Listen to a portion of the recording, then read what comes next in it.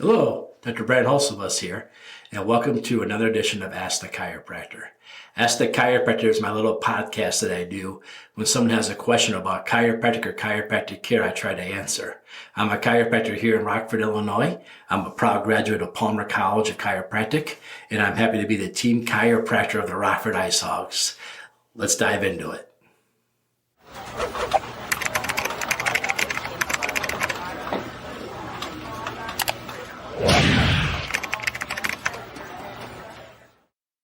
Hello, and this question came to us over the internet this time.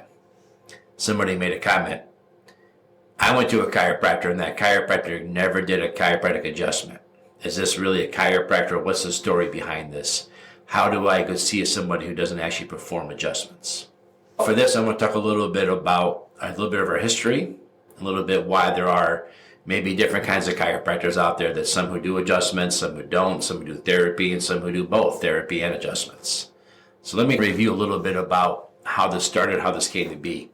Chiropractors were trying to be, were approached by the AMA way back in the day.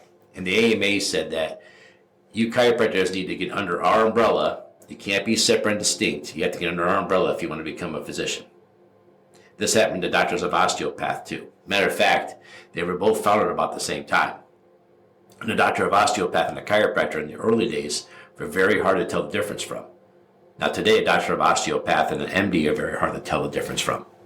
You might even be in the emergency room, and you might find out you have a DO, not an MD. You wouldn't even know the difference because they fell under the umbrella. But chiropractic wanted to be a separate, distinct, and they also wanted to be a primary healthcare provider, meaning that this group over here called AMA tried to absorb us, and they said, if you don't allow us to absorb you, we're going to destroy you, which is a whole different story for a different day.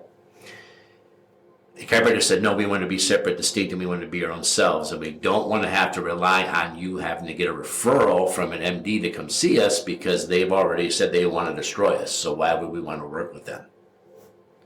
So chiropractors fought in every state in the country to become primary healthcare providers. That means as a primary healthcare provider, you don't need a doctor's note to come see me. You can just walk in my door and I can be your primary healthcare provider.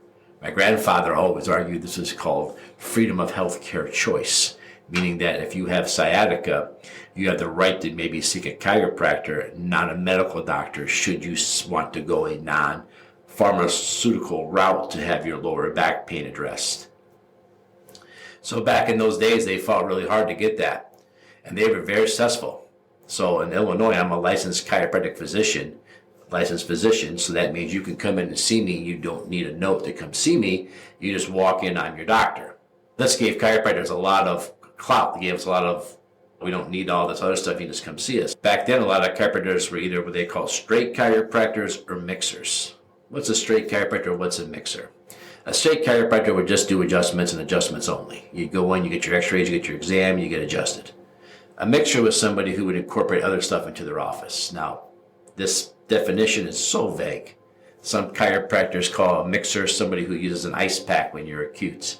Some chiropractors call a mixer somebody who has nice candles in their waiting room so you can enjoy the aroma before you get adjusted. So this is a very loose term. The most extreme would be somebody who does a majority of modalities and therapies and very little adjusting. So you had a straight or mixture chiropractor. So back in my grandpa's day, it was either you're straight or you're a mixer. As time evolves and classwork changes and policies change, I was one of the last few chiropractors to be able to complete chiropractic school without having to take physical therapy. For me, physical therapy was an elective, so I took it as an elective class. Not everybody in my class took it. It was an elective for me. And in my elective, what I was able to do is I was able to learn a lot about physical therapy, but by no means can I consider myself a physical therapist. Basically, we had about 6 days of physical therapy, active and passive, and that got us enough to take the PT test. Now, a lot of our education overlaps, so maybe you don't need 1,000 hours in it because I'm already learning a bunch of this stuff. But I always said I learned just enough PT to be able to talk PT, not perform PT. I have more respect for that science than I think I can learn in 10 days. But some chiropractic schools aren't like my chiropractic school. I went to Palmer College of Chiropractic, and back then, like I said, it was just an elective. Many schools, they focus on it. My school of chiropractic, when I went to school, we had a toggle class, which is an adjustment for your C1, C2, the top two bones in your neck. We had a cervical class. We had a thoracic class.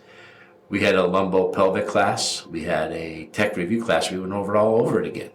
So we have multiple classes learning how to adjust. Other schools have one course, one semester that teach it all, but they spend more time doing more therapies and modalities. Now, physical therapy is now part of our standard curriculum. Like I said, that changed as I was finishing school. So today, chiropractor does graduate with more depth of physical therapy than we did previously. Some of us took it as elective, other people didn't take it at all. But now it's a required course, so it's much more in depth today. So a chiropractor graduates, they basically can do anything a physical therapist can do. Now, why do some chiropractors not adjust? Some chiropractors just want to be physical therapists, basically. And the thing that makes a chiropractor different than a physical therapist is in most states, you have to have a doctor's note to see a physical therapist. A physical therapist is not a primary healthcare provider. Chiropractors are. So chiropractors are allowed to do all the therapies and modalities they want to do like a physical therapist does.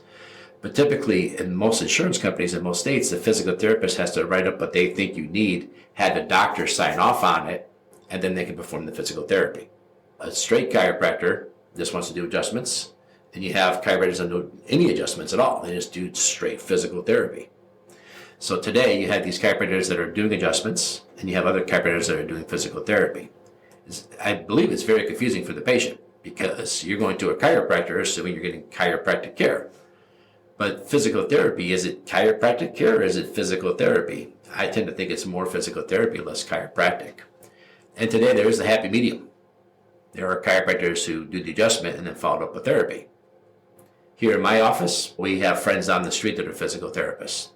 So we do the chiropractic care here, then we refer to them for the physical therapy.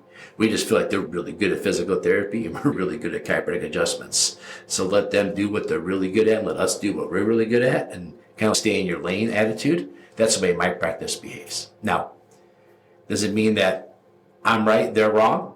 I'm just laying it out how different people do things. I personally would not go to a chiropractor who didn't do chiropractic adjustments, but I would go to a chiropractor that does physical therapy. As a patient, I would just want to make sure I got my adjustment first. I feel a lot of patients that have gone through physical therapy elsewhere that they tried physical therapy, didn't work very good. And I said, that's because your back's misaligned. I said, if my dad was here, he would tell you that if you have a garden bed and you have a hose that feeds that garden bed water, and somebody put a rock on top of that garden hose, it wouldn't matter how much fertilizer, how much sunshine, how much quality recedes, how much you till the dirt. As long as that rock's in the garden hose, that garden is never going to grow right. So you push the rock off the garden hose and that garden will grow right. When we do a chiropractic adjustment, we make that nerve happy again, and that makes the water or the nerve energy flow through so the garden can regrow. So physical therapy is good, but it's better when the rock's off the garden hose and the garden hose can actually flow to the garden and do its job. So I like to get adjusted and into physical therapy. Even when I had my arm injuries and I had my shoulder surgery and my elbow surgery, I would get adjusted and go to physical therapy knowing that physical therapy will work better. So if I go to a chiropractor who doesn't do adjustments and then only does physical therapy, I feel like we're missing out on the possible benefits of how great it could be. But if you're going to a chiropractor who doesn't do chiropractic adjustments and they're doing therapy on you and you're getting good results, I'm very happy for you. If you're going to a chiropractor who only adjust and you're getting good results, I'm very happy for you. But I feel like if you're dealing with an injury, it'd be the best of the best would be to see a chiropractor and then maybe follow up with a strength coach, a physical therapist, or somebody in those areas that can continue to help you grow and develop after the interference has been removed. What we call the rock on the garden hose has been removed. And then you get the best of both worlds, in my opinion, especially if you're an athlete, athletic people. Because I work with the hockey team, that's what we see a lot of. So there you have it. Why do some chiropractors adjust and some chiropractors don't adjust? It's just whether or not they really wanted to become a chiropractor who works on the spine and adjust people, or if they just really wanted to have that direct patient access in order to do different therapies and things like they can do as a licensed chiropractor. So it's an interesting. I've written a paper before, a thesis paper about how they should have two different titles, right? A chiropractic doctor, or maybe a chiropractic physical therapist. I don't know the right wordage, but I've also felt they should deserve 2 different titles, not because I don't want people to think this and that, is think for the public's sake. The public goes in looking for one type of chiropractor or another. Yes, there's a link between the schools you go to, the way you practice. It's not black and white. It's not this person went to this school, so they must do like this. No, it's the same national requirements across the board for us to get licensed, but the schools can usually be an indicator. I usually start with the colleges they go to, then I look at their websites and try to find the fit for the patient when they're going somewhere else, whichever one they want. So there you have it. Why do some chiropractors adjust and some chiropractors don't adjust? I hope I explained the best I could. And remember, just like this person on the internet did, they left me a message. If you have a question about chiropractic or chiropractic care, you should only ever ask a chiropractor. We're the only ones that actually know the answer. Go ahead and leave a message where you're seeing this or listening to this, and I'll see that message, I promise. And maybe next time you'll be the question of the week. All right, everybody. Thanks for listening. Thanks for tuning in. We'll talk to you next time.